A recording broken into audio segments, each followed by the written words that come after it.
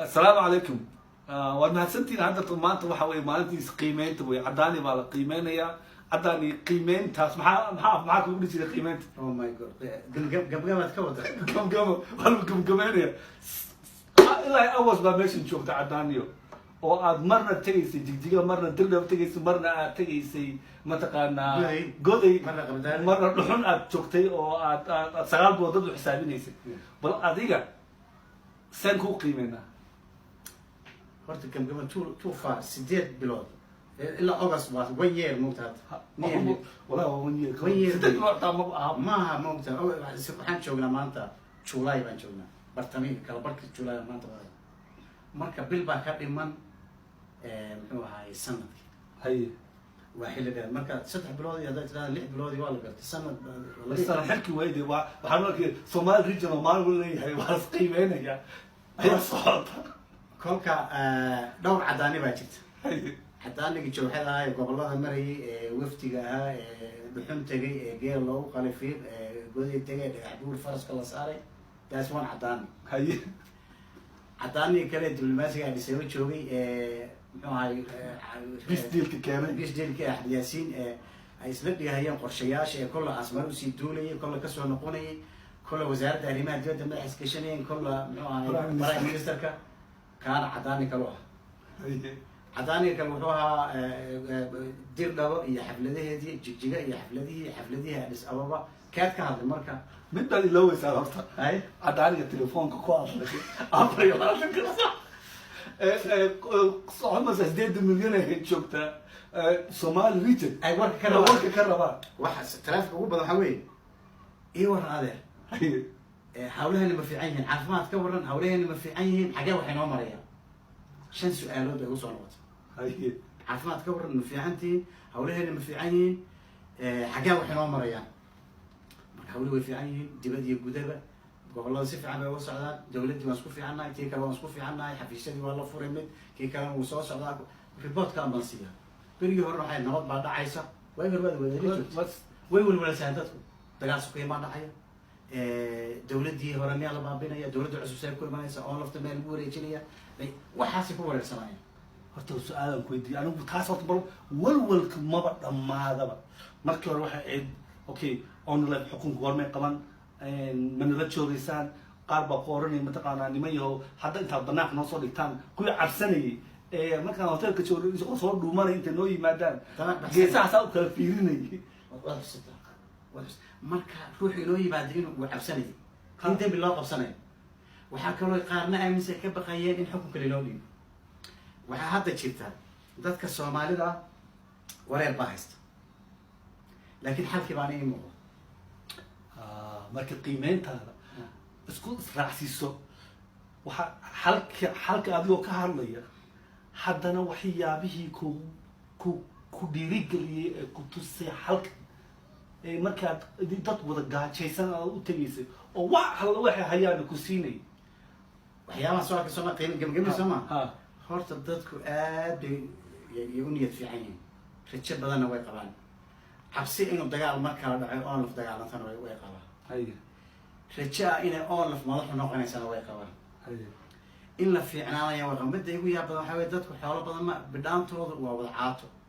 haddana waxa la waxay cunto hayo ku keen gabdhuhu way dhuuban yihiin haweenka ilma yar baad mooday in 12 carruur leeyahay ku dhiman way dhuuban tahay sanad walba way dhashaa ruuxana gaashan waxa sidaada ma socon karo sanad walba dhashaa taana yaa bay wahay baahidan arkay iyo dawlad la'aanta ay dareemeen xalkeed waan arkay horta waxaan dadka Soomaalida u sheegi in la dhisi karo dawlad wadani ah oo shilin cunin oo jid dhista oo iskuul dhista oo system dhista oo caafimaad dhista oo nabadgelyo dhista oo cadaalad dhista in la sameyn karo taas waxa way bawr waa meesha qiimeynta aan kugu talagalay inaad maanta sida rasmiga ah u taabatid dad aan maskaxdooda iyo qalbigooda iyo matqan hamigooda aan xor ahayn oo mid walba markuu waxa u malaysaa dadkii kan shaqada hayaan wuxuu doonayaa kan dawladda ku jira inuu wax u soo dhaco ha uu dirsanaya uu dirsan uu dhahay xafiiskan waxa iska leh hebel baa iska leh reer kaas oo wada leh ka dowladda ku jira wuxuu leeyahay inta wax kaa dhammaanin bal hadda waxaaga aruurso oo wax ka oo u malaynaya inuu adduunka gam noqonayo halka adduun ku dhamaaday ha shabhadina waxaan u jeedaa oo leh hami weyn oo dhahaysa okay meeshan waxa u dhaqaalihii baan ku dhinaa dadkii baan dhisaynaa fikirkooda u dhisaynaa xor baan ka dhigaynaa qalbigoodaan hagaajinaynaa markaasaan haddana waxaan rabnaa millioniska gaaska ka soo baxaya shalay aan ka hadlaynay bal taa raggan sad u bedel oo xoreyn waxaan ku xoranayaa horta shacabka waxaan u sheegayaa dawlad wadani ah oo caafimaad iyo baarlamaan iyo booliis iyo maxkamad iyo jid iyo muxuu ahay waxbarasho iyo jaamacad iyo system iyo madaxtooyo iyo wasaarad intay samayso ay si fiican u shaqayn karaan in la dhisi karo lacagtii hadda haysana waa lacag badan haddii dadka loogu shaqeeyo waa laga xadaya waa laga waqtigaa ka dhacaya way maamul aqoon laayihiin qandaraaslaha wixii dad ownershipka yaa ka maqan marka horta waa intaan hadda haysano waa la hagaajin karaa ko waxaa kaloo nu sheegi wax walba waan ka iibin horta gaajada waan ka iibin qabyaaladana waan ka iibin nin bay soo dirsan wasiirka annagaa yuu noogu jiraa meesha inuu dawladda usoo dhaco sii shaxaadaan bay dooni nin walba haddaan 10 milyan oo dollar siiyo 10 milyan oo qabyaalada ka iibiyo soo yeelis bay anaa iska gadaya qabiilkayga anaa tonkii uga bixi corruptionka waan ka iibin hooyo corruptionka ma ha samaynin hooyo qabyaalada ma ha samaynin hooyo cidna ha ku tiirsanaanina madax banaan oo dhaqaalo iyo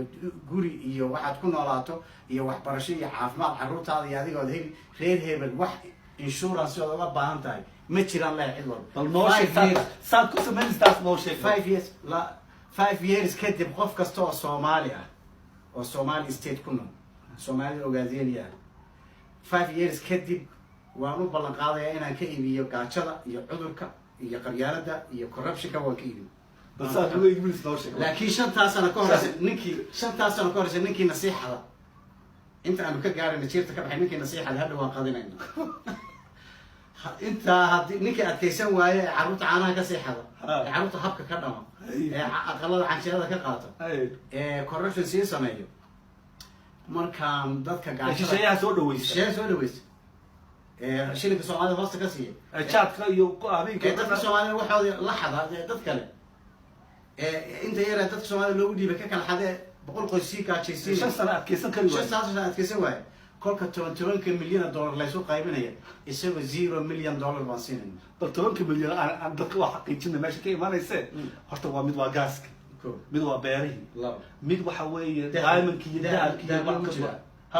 lagu buuxa gobolka Liibaan iyo daawo iyo dahab ka buuxa mid waxa weeye dhaqaalihii iyo mataqaana xisaabtii meel kasta ay tagayso la xisaabsho oo la isku ogaado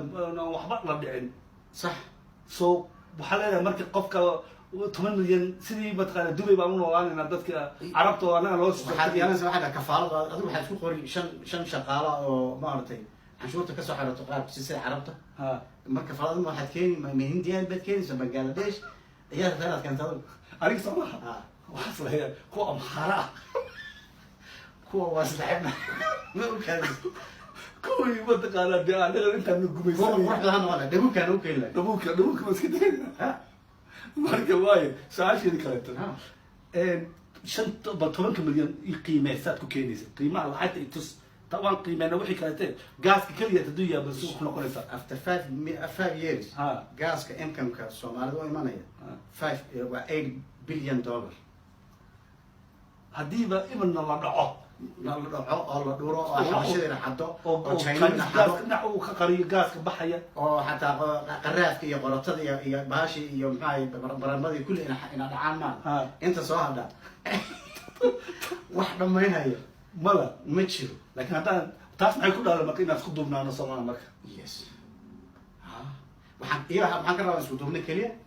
iyo midnimo Soomaaliya ay la yimaadaan anna nin walba inaan 10 milyan dollar u qoro oo iraado the coming 60 years hatta caruurtiisa 60 sano soo socota budgetka waa soo diyaarin dhakhtarku wuxuu ku tagi lahaa iskuulka wuxuu ku baran lahaa gaariga guri investment lacagta amaahda lagu siin lahaa budgetka waxaa la budgetka wadanka ugu budget fog waa wadanka la yiraahdo Norway kooyi 60 sano u dejisay kooyi 60 sano gaaska same way baa rabaa inaan sameeyo same way 60 sano qofka soo soo tiri 15 milyan Soomaali ku dhufo budgetkooda intaas uu noqon qof ilmaha inta dhalan karo projection baa lagu dhuftaa waan ku dhufan intaasuu noqon lacagtan waa loogu dari royalty kuma laga dhergiba royalty laga dhigaya maxaa jira waa shan sano kadib wey sanad walbana waxaa ku darsamaya 5% iyo ku koraysa marka shantaa waxaan u talagalay soomaalida iyo kuwa xamar baan qaryaalada kaga imanayna hargeysaan kaga reebaynaa yar carada iyo ooyinta kaga gadaynaa qolo kale oo gaarsi joogta iyadana af soomaaliya kasi dhiman af soomaaliyaan kaga gadaynaa ya jabuutina qaadkan kaga iska daa idinkuna qaad lacagti waatan deegsanimada tusaysa soomaalida waan tusaynaa waxaan dhahaynaa hooyo iska daa qaadka hooyo iska daa qabyaalada hooyo af soomaaliya dib u baro hooyo carada iska daa hooyo cudud iska daa hooyo qaraxa iska daa qaraxa waan ka gadayna waa qaraxa ka galaysa ku jira marka taasi intaasaan ku joojinaynaa qiimeyntii caddaan waad aragteen intuu sanadku joogay inta wuxuu sameeyey oo dhan iyo si wax u sameynayay intaas inka badan ba inta telefoon ee interview baxshina iska badaaba so marka waxaan u gudbi doonaa qiimeyno kaleeto oo badan oo kuwa gudaha oo ka TV horta aan kasoo SRTV wareega dambe ma qaadana mise hadda qaadana SRTV wareega dambe SRTV salaam calaykum midnimo